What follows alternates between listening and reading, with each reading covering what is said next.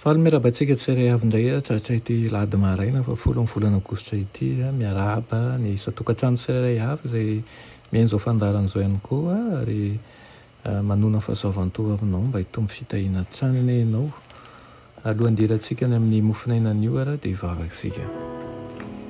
Ry Tompoandriamanitra io mbola vempisaoranao hatrany izay ny amin'ny tombonandro iomenao anay, misaotra manokatra ny masonay, manome ny fofinaina hatrany ary mampanjina anay ianao. Misaotra mifanainao masina ihany koa izay mitsimoka sy mampaniry zavatsoa anatinay, ny faniriana ny amin'ny fanjakanao. Tompo, ampianaro izay nafaretana, ampianaro izay hitombo fitiavana amin'ny fandarananao ihany koa. Tonona sy angatany aminaran'i Jesosy. Amen.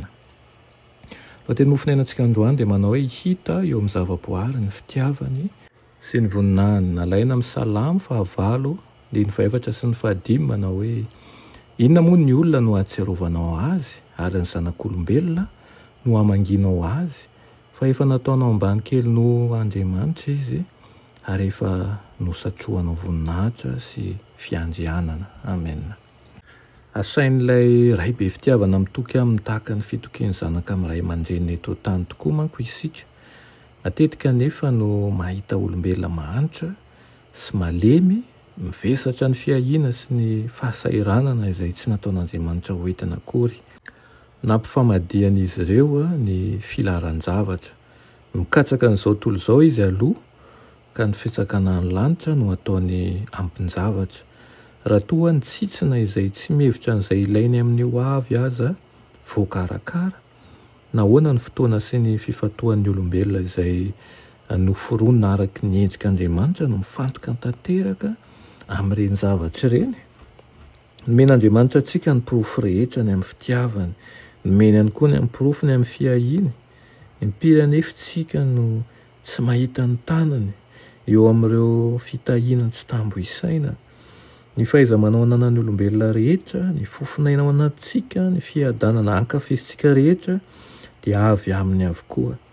Isaky ny mivory eo amin'ny latabatra ny ankohonana mba handraina ny anjara famelombelomana ho azy, dia tokony ho tsaroantsika fa fanehoana ny fitiavan'Andriamanitra izany rehetra izany. Moa ve ho raisintsika ny fanomezana nefa ho lavintsika ny mpanome?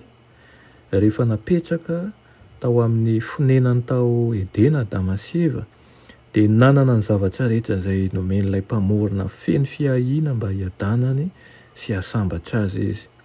Mbola tsy nankatoan'Andriamanitra ihany anefa izy ireo ka noroahana tsy ao amin'ilay fonenana mahateo ity intsony.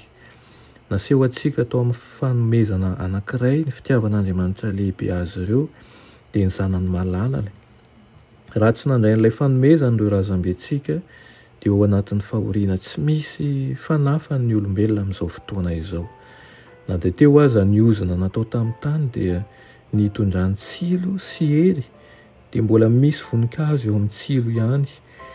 Tsy hoe fahoriana sy fijaliana avokoa no eto amin'ity izao tontolo izao ity.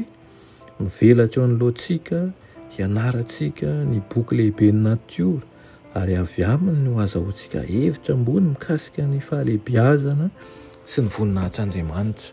Avy aminy ihany koa no ahitantsika sy ahafahantsika mahatsapa manjakariva fa miay antsika Andriamanitra ary tokony hitoky aminy amin'ny fahafenony itsika satria efa natsoany ho zanany tokoa. Enganeza ny teny izany hatonga anao tsy hanany amin'ny ho avy fa hitoky manjakariva aminy ka hifalio ary hisaory ny amin'ny tian'io ity ary fataro sy hitokio fa Andriamanitra dia miay ianao manjakariva. Amen. Tompoandriamanitra eo misaotra anao izay ny amin'izany toky omenao anay izany. Ampio izay hitoky hatramin'ny farany, tsy anio ihany ary tsy amin'izao marain'izao ihany fa mandritra ny androm-piainanay rehetra. Anaran'i Jesosy. Amen.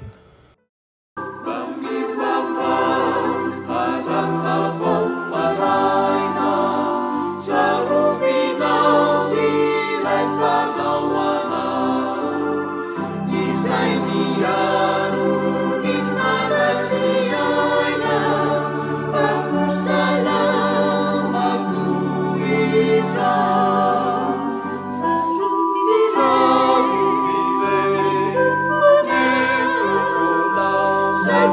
Alleluia.